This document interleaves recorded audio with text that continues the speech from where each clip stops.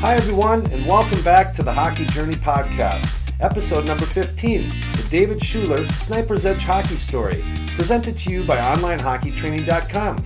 I'm your host, Coach Lance Pitlick. If you're new here, make sure you subscribe so you won't miss out on any future episodes. Before I get this operation started, if you want to learn more about me, my hockey experiences, what I know, and most importantly, how I've been helping hockey players get really good with a stick and puck, just head on over to OnlineHockeyTraining.com and gain instant access to my 10-part video series where I'll show you everything. Consider it my gift to you. Today is a day to celebrate for me and the Hockey Journey Podcast because we got our first official sponsor, and that happens to be Sniper's Edge Hockey. So I thought, let's have their leader, their team captain on the show and learn more about this innovative company. David Shuler is the owner and CEO of Sniper's Edge Hockey based in Minneapolis. Sniper's Edge is the market leader in hockey training equipment and accessories, including slick tiles, shooting tarps, synthetic ice, passing and stick handling aids, and more. Products are sold through their website at snipersedgehockey.com, Amazon, and both nationally and independent retailers throughout the U.S. and Canada.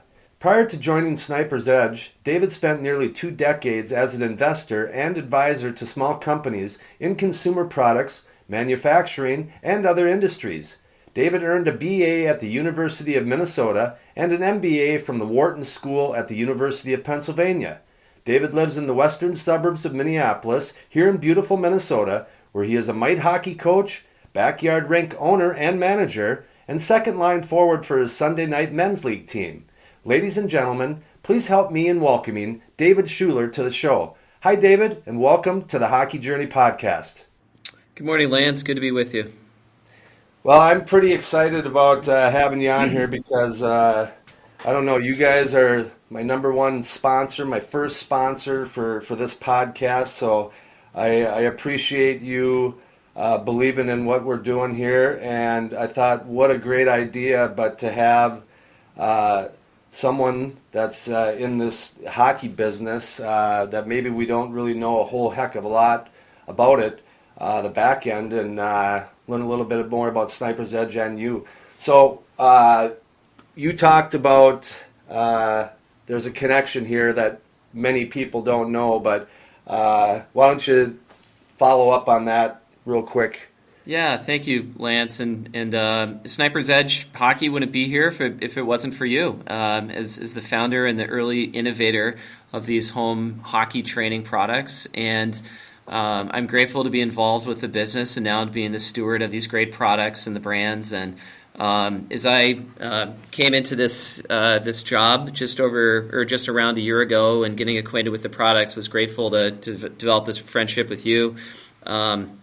And in many ways, our fates are intertwined, and we're serving the same type of customers that are passionate about hockey and looking for ways to get better at their craft. So we have the products, and you provide a lot of the training and a lot of the knowledge and know-how. So grateful to be partnered with you in many ways here, Lance, and thanks for the opportunity to be able to share our story.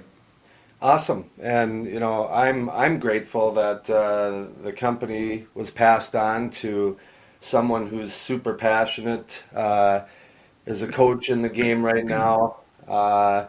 So I'm just happy that it's in your hands, and it's been really fun just seeing the direction you're taking it. Mm-hmm. So I don't know a heck of a lot about you, David, so let's go back before we dive into Sniper's Edge. Let's go back to your childhood. I mean, did you grow up playing hockey? What's your hockey background? Yeah, so I really fell in love with the game actually after I graduated from business school. So I was about 30 years old or so. As a kid, I grew up in Minnesota. I went to Wayzata High School.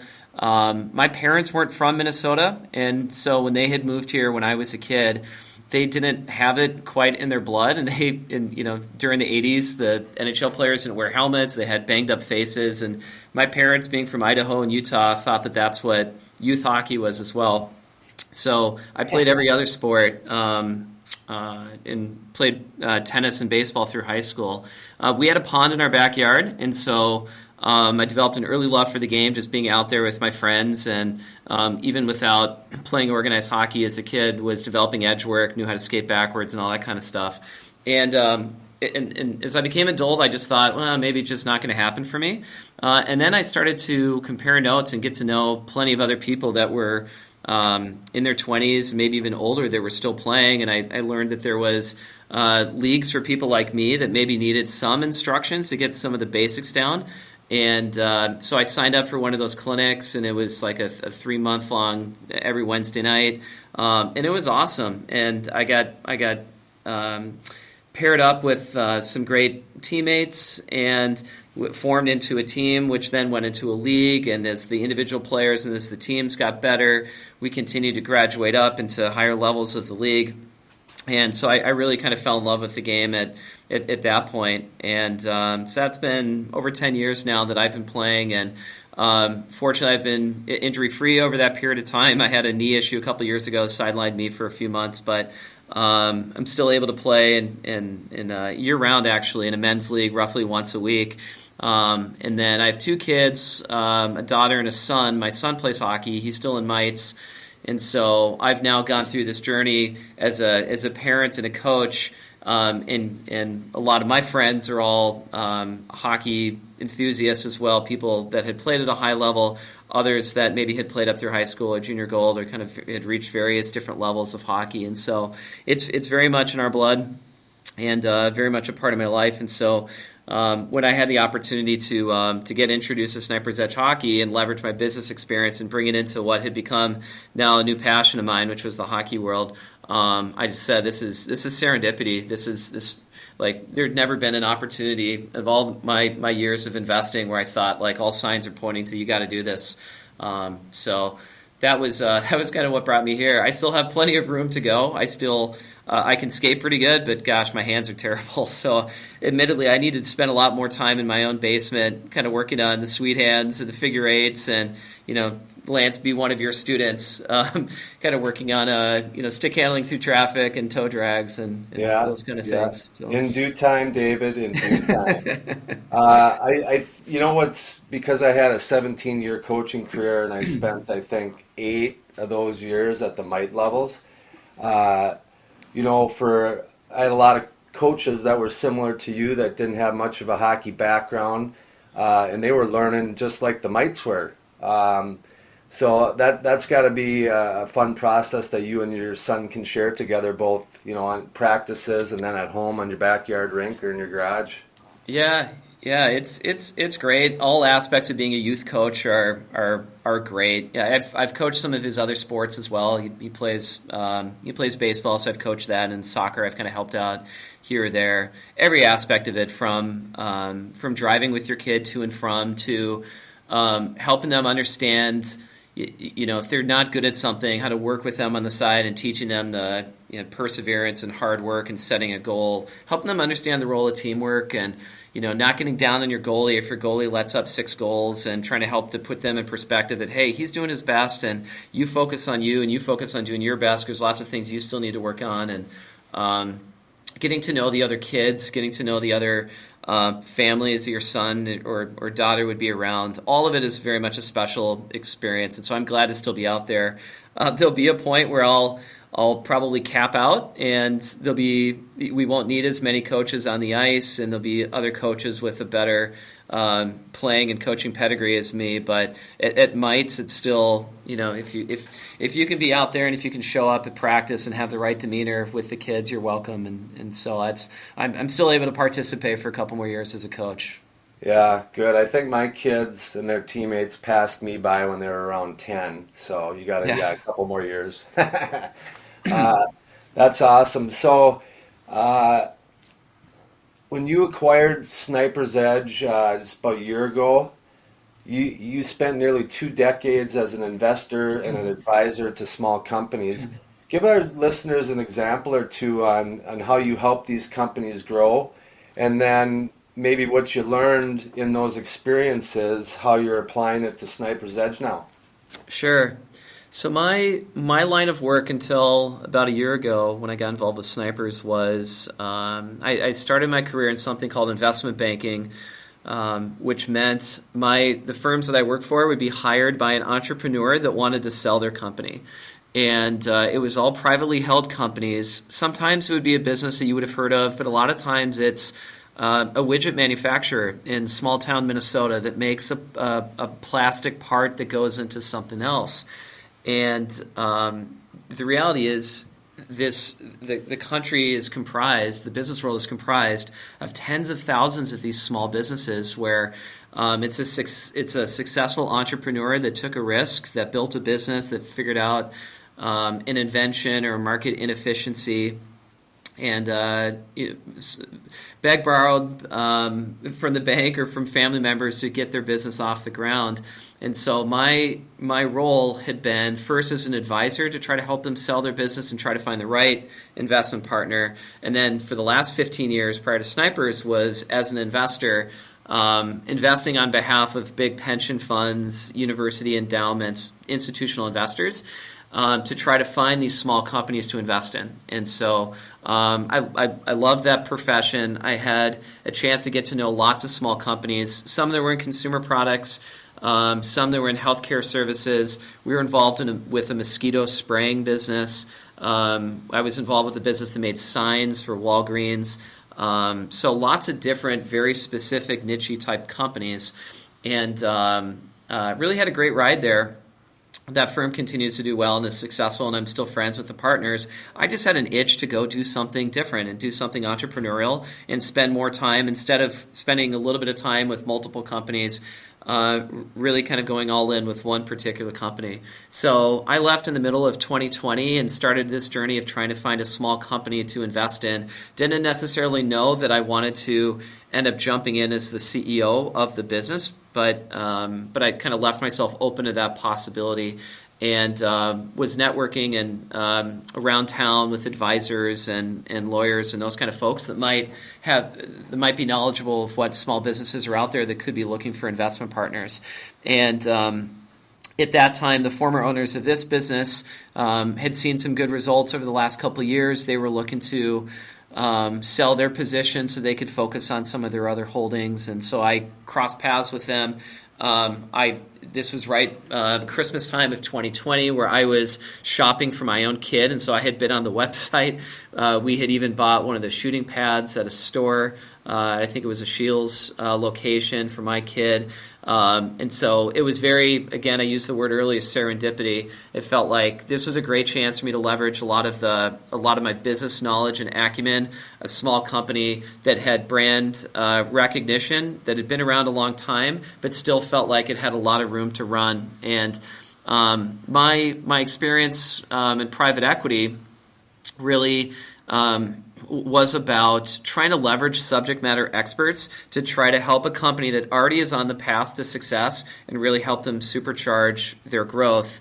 And several of those companies were in the e-commerce space.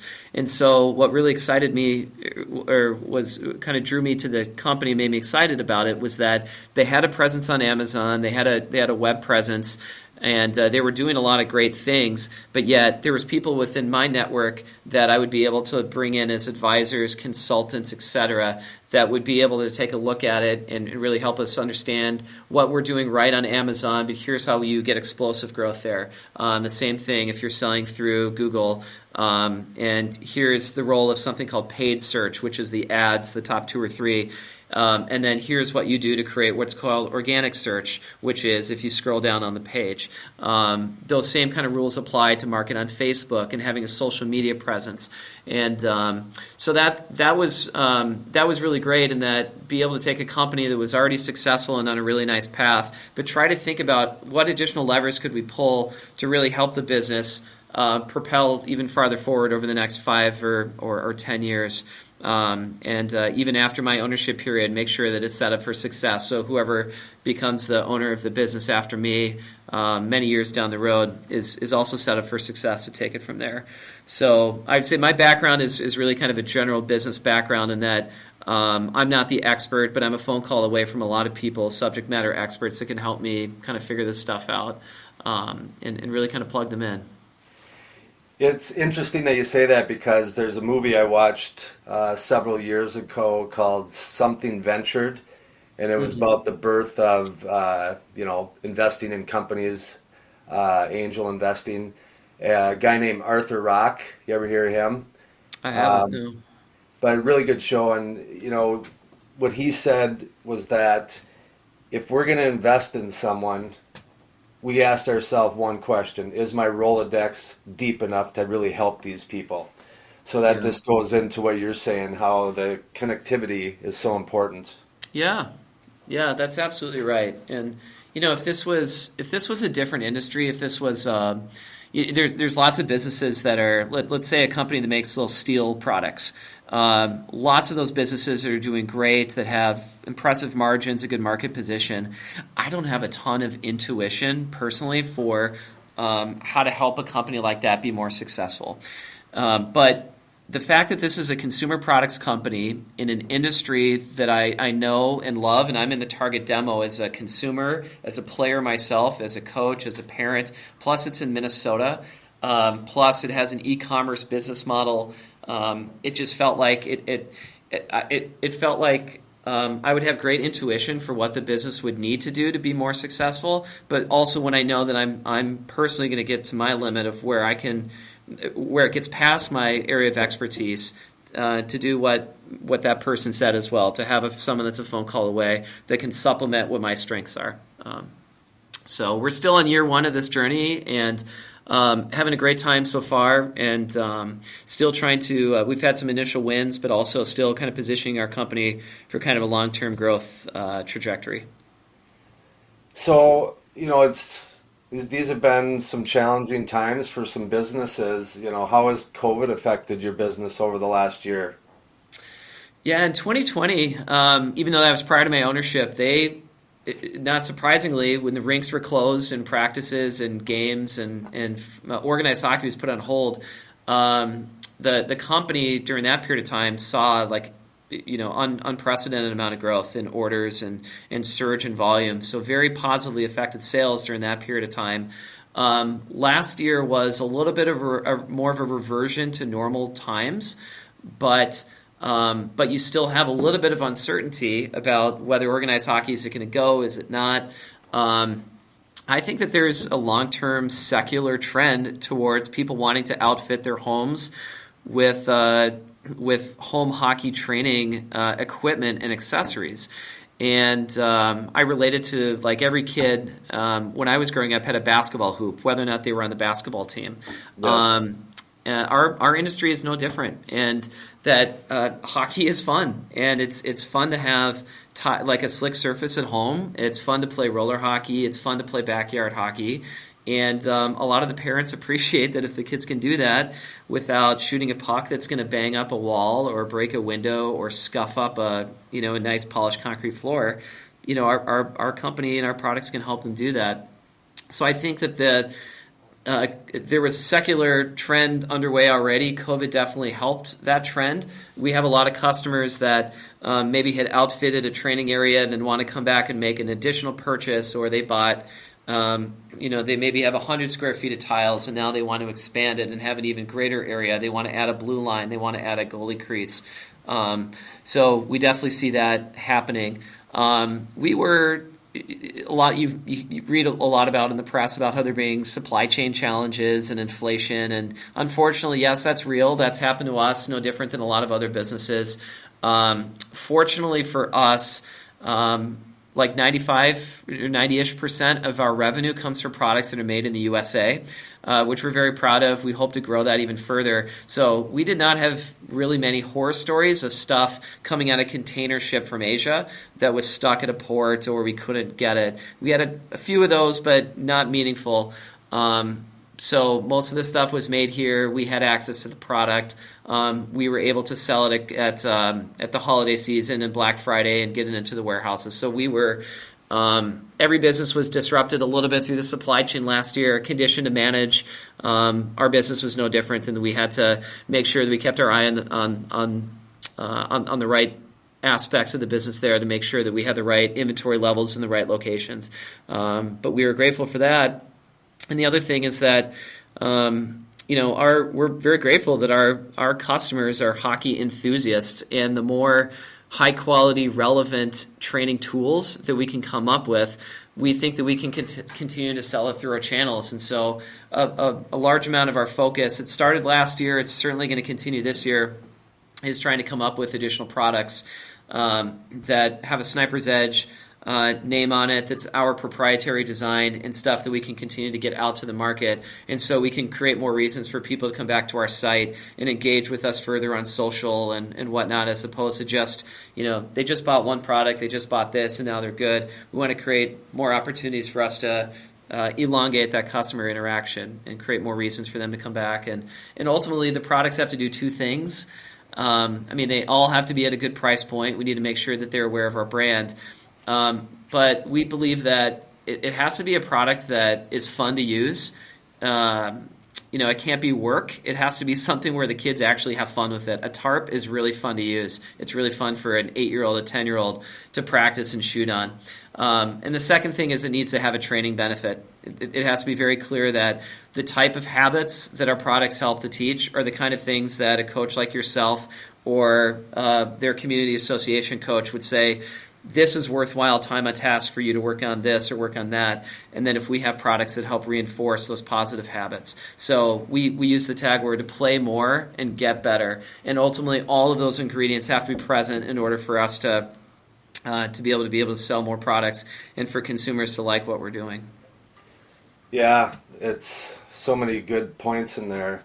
I can tell you this, my kids are older grown, still playing hockey, but the space that we created for them here at our house and at our cabin was the best babysitter for them and their buddies. And it's interesting. I don't know if you know, I did a team practice puck possession study a couple years ago.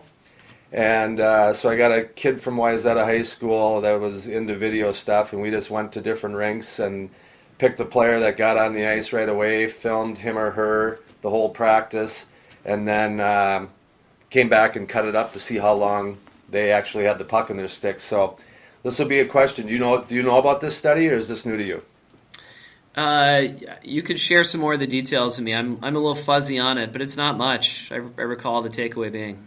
Yeah. I think we got like close to 30 samples. The highest time we had was just over 7 minutes, and we had 2 that were just under 2 minutes. And we had mites all the way up to high school, both boys and girls. So It averaged out to be just over 4 minutes. And then there's a game puck possession study that says right around 1 minute is on average what you have the puck in your stick for. And then I did one other informal study, and that's with the players that I train here at my house.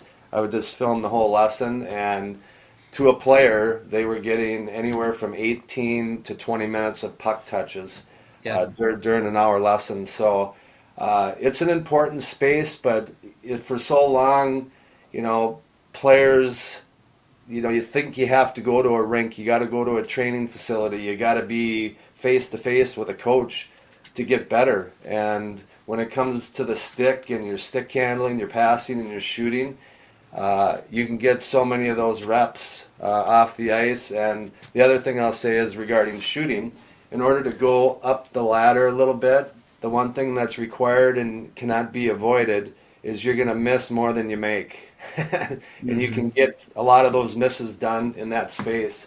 So let's transition to something talking about your kids and your development. You have a backyard rink. I'm sure you have a room set up, someone in the house for the kids can shoot pucks, work on their stick handling.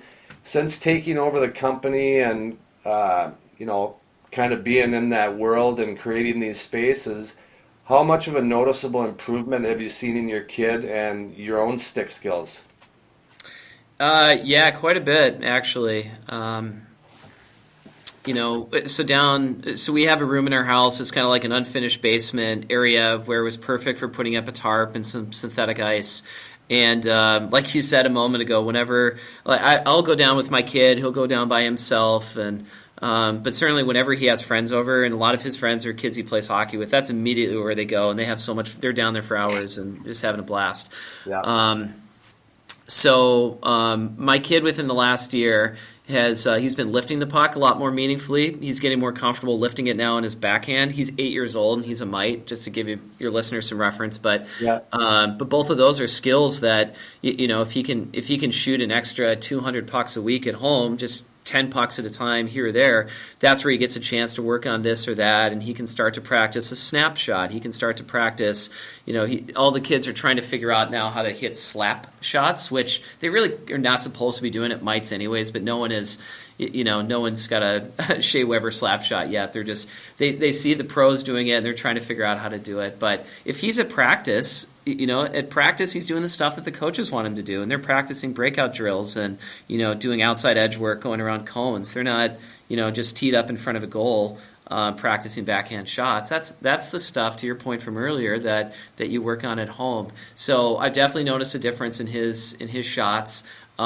He also has a tendency to have his lower hand too far down on the stick, and so trying to work with him to bring it back up, but then get used to kind of twisting his wrist as he's doing stick handling. That's been good. We have the synthetic ice at our house. A lot of other families will have the floor tiles. Snipers will sell both of those products. The synthetic ice you can wear skates on. That's also been fun.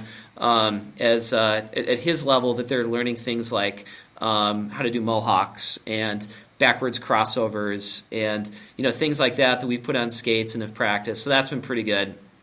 We are now also there's kind of a stick handling challenge in my community for kids to practice these drills that were inspired by Terry Cullen, if you know him. Yep.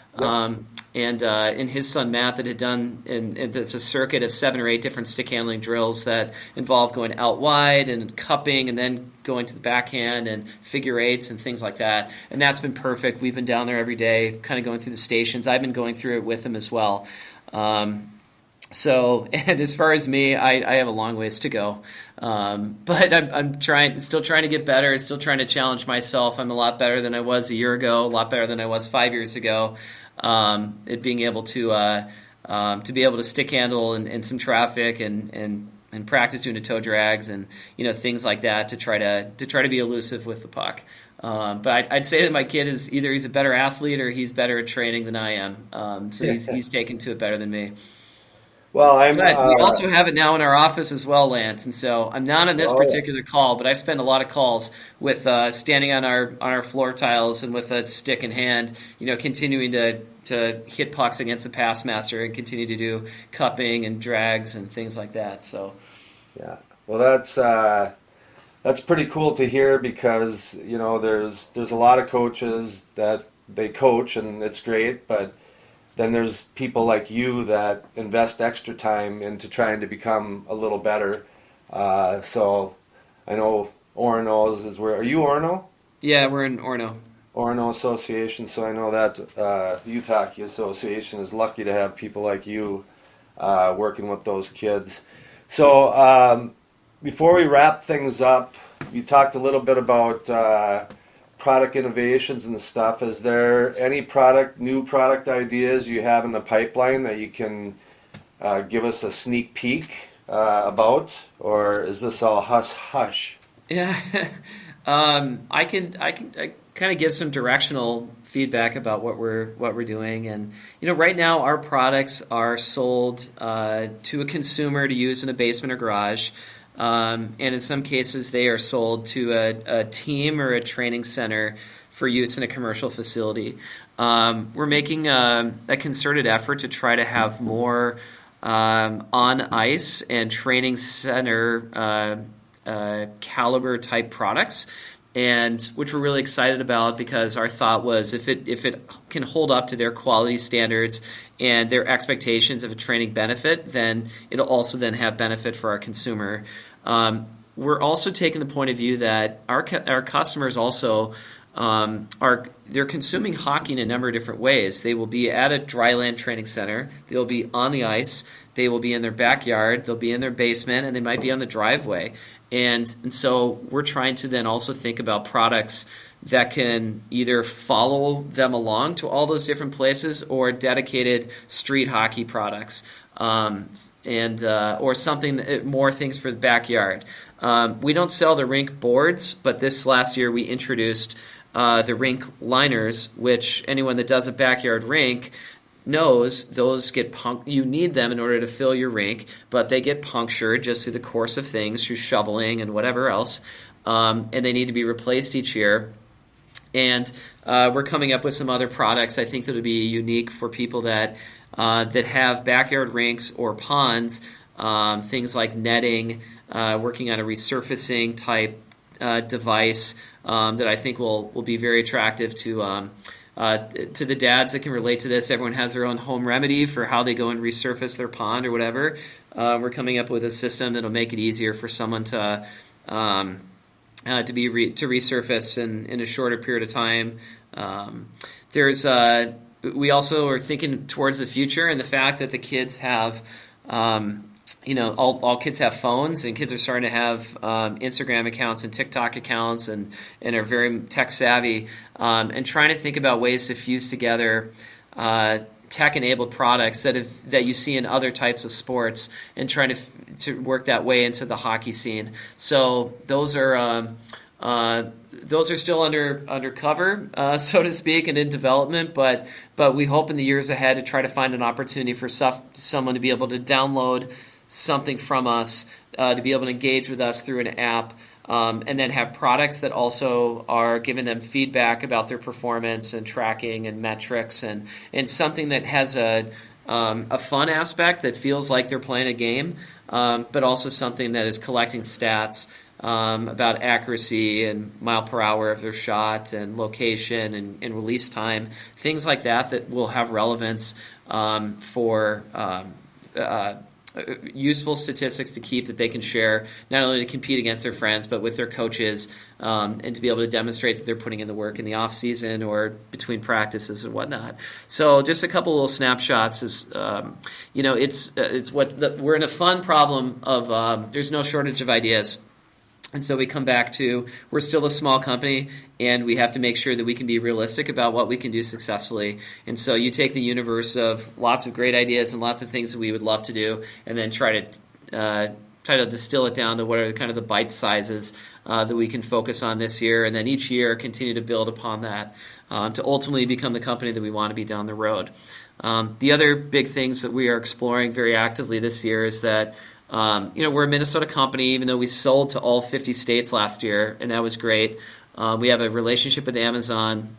We are also selling it through Canada, and Canada is we've had a presence there for years, but we're going to be making a concerted effort to really reach out and reach customers and retail relationships in Amazon and in Canada. And as you well know, and as your listeners would know as well, Europe is also a very meaningful hockey market. And it's a little bit of a marketing challenge. It's a little bit of a logistics challenge for how to physically get product there and how to reach a customer in Sweden that wants to have floor tiles in their house. But we have a strategy underway to be able to do that, and that's going to be another big effort this year to be able to expand our business in that way, to reach more geographies outside of just U.S. consumers. So lots of fun stuff, lots of exciting challenges that we're working on. But we're equal to the challenge. Well, you're definitely not sitting around watching Netflix all day eating chips. That's pretty cool. Everything that you have going on, and just I want to reiterate the importance of those spaces. I call them skill acquisition hotbeds. If you just go use them, and if you learn to use them the right way. So thank you for continuing this hockey journey. I'm just tickled that things are going so well for you guys, and I'm looking forward to seeing what the next innovations are going to be for Sniper's Edge Hockey. We went over all the channels where they can find you, snipersedgehockey.com. Go check them out if you're looking to create a space at home, a backyard rink, in your garage. They got you covered big time. I appreciate you taking the time, David. Continued success, and if there's anything that I can do to help you out on your journey, please don't hesitate to ask. Well, thank you, Lance, and thanks for what you do as well. To help players on their journey, to help them get better, and the same to you. Wish you continued success as well. I tell the same thing to people that are coaching now or whatever, that we're servants to others, and our vehicle is hockey.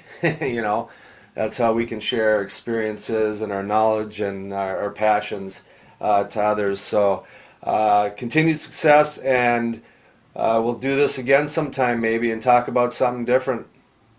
Thank you, Lance. Look forward to it.